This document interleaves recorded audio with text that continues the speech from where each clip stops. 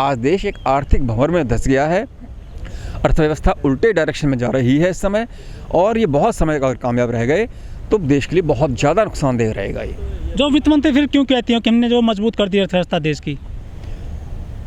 हर आदमी अपने सरकार को, अपने काम को अपने तरह से डिफेंड करने की कोशिश करता है। बेरोजगारी बहुत ज़्यादा है, महंगाई बहुत ज़्यादा है। बेरोजगारी बहुत ज़्यादा है, महंगाई बहुत ज़्यादा है, गरीबी देश में बहुत ज़्यादा बढ़ी है, भुखमरी बहुत ज़्यादा बढ़ी है।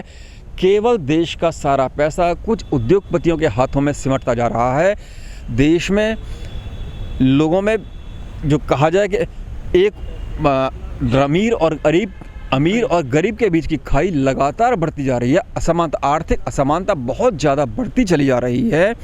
केवल कुछ लोगों के हाथ में देश की सारी दौलत सिमटती जा रही है। इससे जो है देश एक बड़े ही दुष्चक्र में फंस गया है। जहाँ तक मैं समझता हूँ, आजम खान जी का मैंने भी सुना है, वो उसमें ऐसी कोई उत्तेजक बात नहीं थी। केवल डीएम को किसी को, वो जो कि नेताओं की आम भाषा है, आमतौर पर हम देखते हैं कि वो थोड़ा प्रशासन के ऊपर अपना दबाव बनाने के लिए, जनता के कामों को करवाने के लिए वो प्रशासन पर दबाव बनाने की कोशिश करते हैं।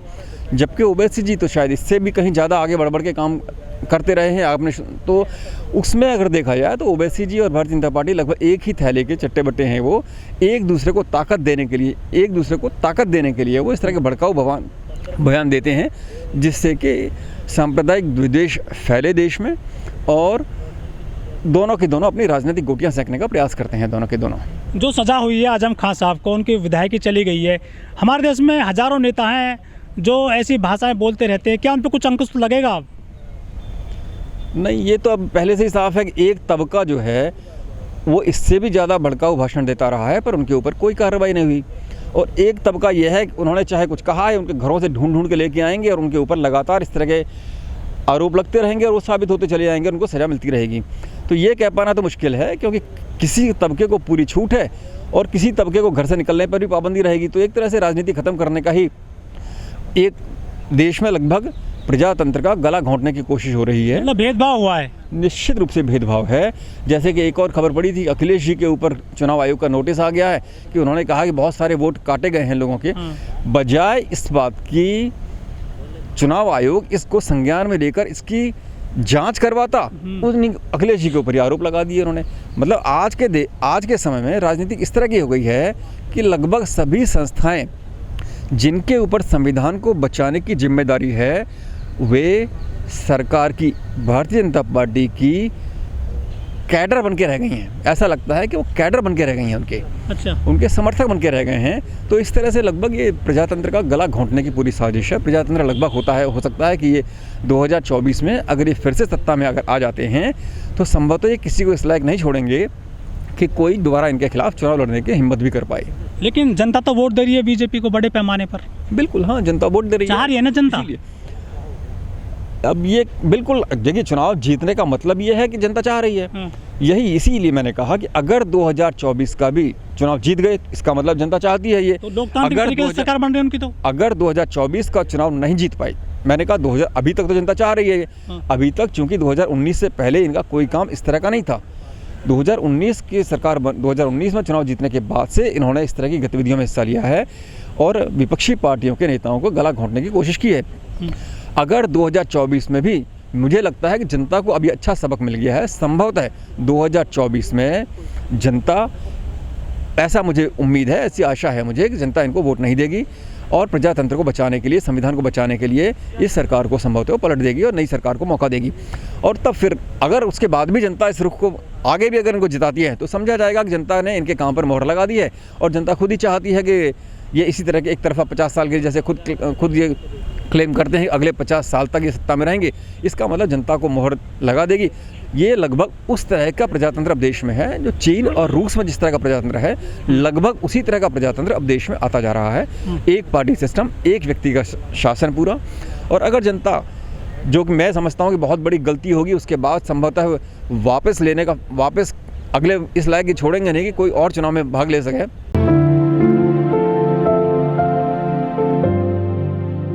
हाँ, ये भाषा हो सकती है कि मुस्लिम्स के पीछे पड़ी हुई है भारतीय जनता पार्टी, लेकिन अब कोर्ट ने उनको कन्विक्ट कर दिया। उनके ऊपर ऐसे उत्तेजक भाषण देने का आरोप था और कहने को था कि दंगे फैलाने की उन्होंने कोशिश की है, तो उसके कोर्ट ने साबित हो गया, कोर्ट ने साबित कर दिया, कोर्ट ने उस आधार पर उनको सज़ा सुना दी, उसके आधार पर उनकी सदस्यता रद्द हो गई। अब इसमें कहने को कहा जा सकता है कि इसमें भारतीय जनता पार्टी का कोई हाथ नहीं है, लेकिन एक तरह से कोर्ट का वर्डिक्ट है, एक न्यायालय की तरफ से उनको सज़ा मिली है। अच्छा, अब वो जो है 3 साल सज़ा भी हुई है? हाँ, 3 साल की सज़ा हुई है, उसी के चलते उनकी विधायकी चली गई, क्योंकि 3 साल से सज़ा होने के बाद कानून जो बना है 3 साल की सज़ा जिनको हो जाती है वे उनकी विधायकी चली जाती है और अगले 6 साल के लिए वो चुनाव नहीं लड़ पाएंगे अब। लेकिन दिल्ली में जो है 2020 में बड़े बड़े भाषण दिए गए थे, देश के गद्दारों को गोली मारो सालों को, कैसा करंट दीजिए, उससे जो है दिल्ली में एक दंगा हो गया था और कई दर्जन लोगों की मौत हो गई थी। ऐसे नेता तो आज भी जो है अपने पद पर कायम है, उनके खिलाफ तो कोई बड़ी कार्रवाई नहीं हुई है। तो कार्रवाई कौन करेगा? वहाँ पर सरकार ने इंटरेस्ट लेके उनके खिलाफ केस ले गई कोर्ट में, कोर्ट ने उनको कन्विक्ट किया। यहाँ पर सरकार तो चूँकि प्रशासन सरकार पहले से ही इनके खिलाफ है, उन नेताओं का साथ देने वाला है, तो वो तो कार्रवाई करेगा नहीं। अगर कोई वॉलंटियर स्वयंसेवी अगर कोई कोर्ट में केस लेके जाए, उनके खिलाफ आरोप लेके जाए और साबित करे, तो कोर्ट फिर उसको उस पर भी फैसला अपना सुनाएगा। अच्छा, तो इसीलिए अब ये इसमें तो कुछ कहा नहीं जा सकता, इसमें तो न्यायपालिका का आदेश है। न्यायपालिका में अगर कोर्ट में अगर जाके कोई इस बात को साबित करेगा कि इनके भी ये भड़काऊ भाषण थे और दंगा फैलाने की कोशिश थी, तो न्यायपालिका वहाँ भी उनको कन्विक्ट करेगी या उनको छोड़ेगी। हिंदू राष्ट्र बन रहा है तो वोट तो उससे ही मिलता है ना उनको, अयोध्या में मंदिर भी बन रहा है। हाँ, तो इसी तरह धर्म के शुरू में देखिए 2014 में जब से मोदी जी ने घोषणा प्रधानमंत्री पद की घोषणा की थी कि प्रधानमंत्री अगले प्रधानमंत्री बनेंगे, तब से लेकर 10 साल लगातार कांग्रेस का काम देखा इन्होंने, तो जनता के अंदर एक बदलाव की एक भावना थी। जनता देखना चाहती थी कि एक बार कांग्रेस को बदल के देखें। तो लगभग पहली बार 2014 से 2019 तक उतना ज़्यादा आक्रामक रुख भारतीय जनता पार्टी का नहीं रहा, तो जनता ने इनको दोबारा 2019 में मौका दिया। अब जो है 2019 के बाद से इनका बहुत ज़्यादा आक्रामक रुख रहा है विपक्षी पार्टियों पर, जनता के और जो खिलाफ जाने वाले तबके हैं जो इनको वोट नहीं देते हैं, उन पर भी बहुत आक्रामक रुख रहा है इनका।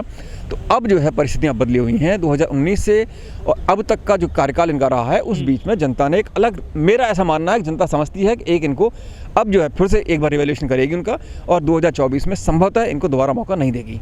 आप कह रहे हैं कि इन्होंने गलत डिसीजन लिए हैं 2019 के बाद में, लेकिन जो देश की सरकार है वो उन्होंने जहाँ की अर्थव्यवस्था है वर्ल्ड में 5वें नंबर की कर दी है, तो देश तो तरक्की कर रहा है ना। ये थोड़ा सा एक भ्रम है, भ्रम फैलाने में माहिर है ये। इन्होंने जो है अर्थव्यवस्था 5वें नंबर पर नहीं कर दी। दरअसल जो पिछली सरकार ने पिछले 70 साल का जो कार्यकाल रहा है, उसने लगातार विकास करते हुए देश को उस मुकाम पर पहुंचा दिया कि आज जो है देश विश्व की 5वीं अर्थव्यवस्था बना है। ऐसा एक बार 2016 में भी हुआ था, जबकि देश जो है विश्व की 5वीं अर्थव्यवस्था बना था। ये पिछली सरकारों का किया हुआ काम है जो कि आज हम इस मुकाम पर पहुँचे हैं। ये जिस तरह से निर्णय ले रहे हैं, उस तरह से देश लगभग एक विकास का उल्टा चक्र घूम गया है। ये अब जनता में लगभग सैचुरेशन आता जा रहा है, जनता समझ चुकी है इन बातों को, लगभग बहुत ज़्यादा एक काड़म नहीं चलेगा। आप देखेंगे कि अगर 2017 का चुनाव में देखेंगे उत्तर प्रदेश में इनको बहुत ज़्यादा सीटें मिली थी, उससे अब सीट बहुत कम हुई हैं। अब जो है ये आगे आने वाले इलेक्शन में लगातार हारेंगे। और अभी तक क्या था कि सभी विपक्षी पार्टियां किसी एक वोटर सेक्शन को टारगेट करके अपनी चुनावी रणनीति बनाती थी। अब पहली बार ऐसा आया है कि भारतीय जनता पार्टी का कॉम्पिटिटर उसी वोट बैंक को, जो भारतीय जनता पार्टी हिंदुत्व की राजनीति करने वाली है, इनका भी एक कॉम्पिटिटर, इनका एक प्रतियोगी अरविंद केजरीवाल के रूप में सामने आया है, जो आज के दौर का बड़ा ही कुशल राजनीतिज्ञ है। आज के दौर में अगर मैं मानूंगा तो सबसे कुशल राजनीतिज्ञ अरविंद केजरीवाल है, जिसने कि अपने जीवन में बेहतरीन शिक्षा IIT से पढ़ के आया। इस देश तो कह रहे हैं कि जो करेंसी पे जो है लक्ष्मी की फोटो छापी है, उससे क्या फ़ायदा होगा देश की अर्थव्यवस्था को? वो तो धर्म की चाशनी पिला रहा लोगों को। जी बिल्कुल, मैं यही बात कर रहा हूँ। अरविंद केजरीवाल एक ऐसी शख्सियत है, एक ऐसा है, वो बीजेपी की बी टीम में, लोग ऐसा कहते हैं। मैं ये कहना चाह रहा हूँ कि अरविंद केजरीवाल एक ऐसी शख्सियत है, बहुत बुद्धिमान है, उनकी प्रतिभा पर, उनकी योग्यता पर मुझे जरा भी संदेह नहीं है। उन्होंने लेकिन उनके मंत्री जेल में जा रहे हैं, आपको पता होना चाहिए। उन्होंने अपने जीवन काल में एक पहले NGO बनाए, आंदोलन किए, उसके बाद पार्टी बनाई और अपने देखते ही देखते इतनी स्थापित पार्टियों के बीच में अपनी जगह बनाकर रोजगार नहीं दे पाए लोगों को दिल्ली में, लेकिन फ्री पानी बिजली के अलावा। फिर भी आप देखिए लगातार उनका कद बढ़ता चला है। दिल्ली में ऐसे समय पर जब मोदी का सूर्य चमक रहा था, उस समय भी मोदी कभी दिल्ली में अरविंद केजरीवाल को हरा नहीं पाए। पंजाब के अंदर उन्होंने सरकार बनाई, हिमाचल के अंदर एक अच्छी स्थिति में है, गुजरात के अंदर अच्छी स्थिति में है, जबकि 50 साल से पार्टियां हैं जो आज भी वहाँ तक नहीं, क्षेत्रीय पार्टियां हैं जो वहाँ तक नहीं पहुँच पाई। जबकि केजरीवाल का कद, उनका दायरा लगातार बढ़ते जा रहा है। वो जानते हैं कि राजनीतिक रणनीति कैसे बनाते हैं। ये जो बात जो आपने कही है ना, भगत सिंह और बाबा साहब की जो चित्र की आड़ में लोगों के वोट वसूल रहे हैं, दलितों के, स्पेशली जो ओबीसी की। इसीलिए मैंने कहा धोखा दे रहे ना। इसीलिए राजनीतिक रणनीतिकार भारतीय जनता पार्टी ने जो राजनीतिक रणनीति बनाकर सत्ता पर हासिल की थी, कोई हिंदुत्व की राजनीति नहीं कर रहा, कोई धर्म की राजनीति नहीं कर रहा, केवल मूर्ख बना रहे लोगों को, सत्ता की राजनीति कर रहे हैं। कैसे मूर्ख बना के लोगों को आंखों में धूल झोंक के किस तरह से सत्ता हासिल की जाए। मैं इस बात को नहीं बोलूँगा, जो सत्ता में जो जितना ऊंचा पहुंचेगा वो उतना बड़ा नटवरलाल है। आज की तारीख में जो प्रधानमंत्री की कुर्सी पर पहुंचा हुआ है वो बड़ा नटवरलाल है, छोटा नटवरलाल है। जाहिर है, बिल्कुल जाहिर है। और मेरा उम्मीद है, बहुत प्रतिभा है इनमें। राजनीति के लिए, एक कुशल नेतृत्व के लिए ये सारे गुण, हमारे शास्त्रों में तो कहा गया है कि ये सारी कलाएं हैं। ये बीजेपी और आम आदमी पार्टी में अंतर क्या रह गया?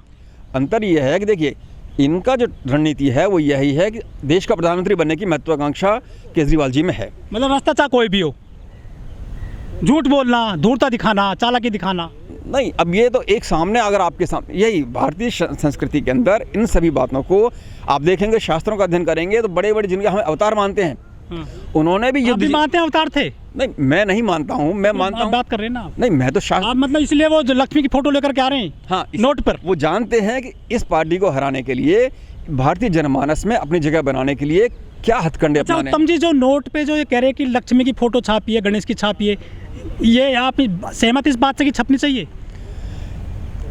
सवाल छपनी चाहिए। मेरा व्यक्तिगत मत बहुत इससे कोई फर्क नहीं। सच बात तो यह है, इससे कोई फर्क नहीं पड़ता कि उस पर आप क्या छापते हैं। किसी नहीं पड़ेगा किसी का। यदि वो लक्ष्मी का जो नोट वहाँ जाएगा चिकन की दुकान पर, वैश्या के पास जाएगा, तो आप क्या सोचेंगे कि हमारी जो भावना आहत हो जाएंगी? नहीं, इसका मतलब यह है नोट कहाँ जाता है। अभी जो आपने बातें कही ना, ये अगेन आप जो है आम जनमानस को इस तरह की बातों से भ्रमित कर सकते हैं। अभी आपको पता होना चाहिए, लखनऊ में एक चिकन वाले की दुकान पर अखबार में फोटो छपा तक देवी का, उसको जेल जाना पड़ा था सिर्फ अखबार में फोटो छपने से। फिर जो चिकन पे जाएंगे नोट देंगे आप लक्ष्मी वाला। मैं भारतीय संविधान को मानने वाला व्यक्ति हूँ।